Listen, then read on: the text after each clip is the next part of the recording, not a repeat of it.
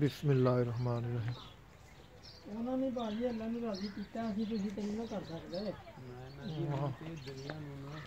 आख्या ना होए अल्लाह वाले दरवाजा ए दरवाजा खोलो अल्लाह वाले जिन्हों रब ला बगे ਉਹਨੂੰ ਸਾਰਾ ਕੁਝ ਬੱਲੇ ਬੱਲੇ ਅਜੇ ਨਾ ਉਹਨਾਂ ਦੇ ਬਚਾਲਦੇ ਜੀ ਤੇ ਚੱਲਦਾ ਵੀ ਉਹਨਾਂ ਦਾ ਹੀ ਰਹਿਣਾ। ਚੱਲਦਾ ਵੀ ਉਹਨਾਂ ਦੇ ਹੀ ਰਹਿਣਾ। ਹਾਂਜੀ ਇਹਨਾਂ ਨੇ ਉਹਦੀ ਗੱਲ ਕਰਨ ਦਿੱਤੀ ਇਹਨਾਂ ਨੇ ਆਖਿਆ ਕਿ ਨਾ ਸਾਨੂੰ ਕਿ ਮੰਨੇ ਉਹਨਾਂ ਕਹੇ ਚੰਗਾ ਫਿਰ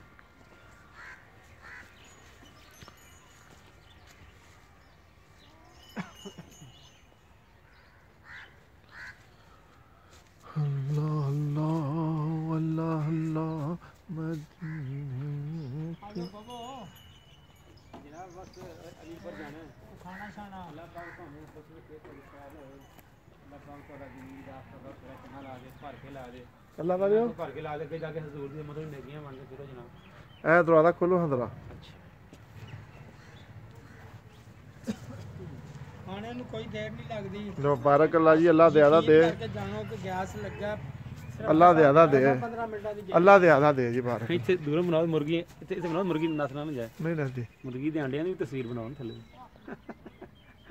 ਹਾਂਜੀ नहीं कोई नहीं है ये ਚਲੋ ਕੋਈ ਗੱਲ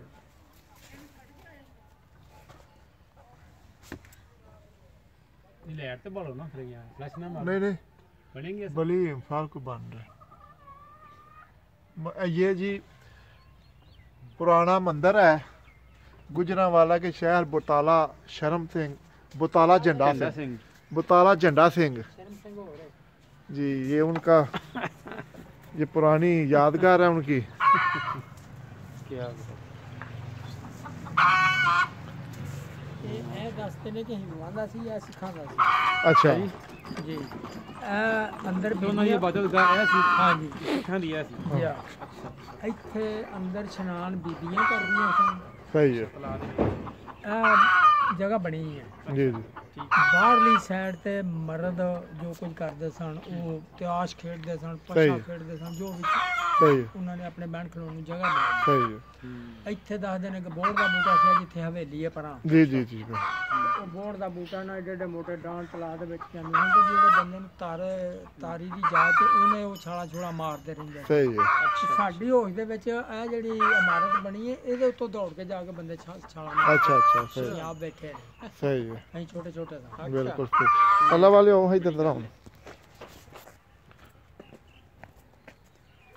ये बताला झंडा सिंह ये पुरानी तारीखी इमारत है पाकिस्तान बनने से पहले की जब पार्टीशन हुई उससे पहले ये हिंदुओं और ਦੇਖੋ ਇਹ सिखों के ਬੋर्ਡ वक्त ਕਿੱਥੇ ਹੋ का ਗਿਆ हाँ, ਪਿੱਪਲ ਕਿੱਥੇ ਹੋ ਗਿਆ जी जी ਬੜੀ ਗੱਲ ਬਹੁਤ ਬੜੀ ਗੱਲ ਬਸ ਠੀਕ ਹੈ ਇੱਕ ਸਾਲ ਬਣਨੀ ਬਸ ਇਹ ਬੜੀ ਗੱਲ नो शनान वाली जगह दी बनाइए ਅੱਛਾ ਜੀ अच्छा ਇਹ ਚਾਰ ਚਫੇਰੇ ਹਰ ਕਿਸਮ ਦਾ ਬਾਗ ਸੀ। सही है ਇਹ ਜਿੱਥੇ ਅਸੀਂ ਬੈਠੇ ਹਾਂ ਨਾ ਅੱਛਾ ਜੀ, ਜੀ। ਤਗੜਾ ਬੰਦਾ ਸੀ ਜਿਹਨੇ ਬਣਾਇਆ ਕੰਮ ਇਹ 36 ਪਿੰਡਾਂ ਦਾ ਮਾਲਕ ਸੀ।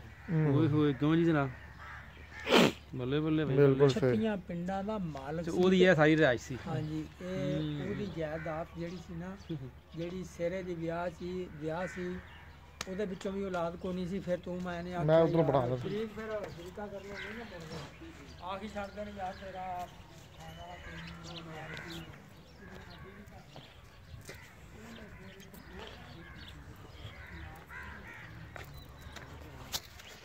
अस्सलाम वालेकुम। ये वो जगह है जहाँ पर हिंदू कब्र पाकिस्तान बनने से पहले स्नान किया करते थे। ये बहुत तरीकी और पुरानी जगह है। ये उनका तालाब है जहाँ वो अपना रस्म व रवाज के मुताबिक स्नान किया करते थे।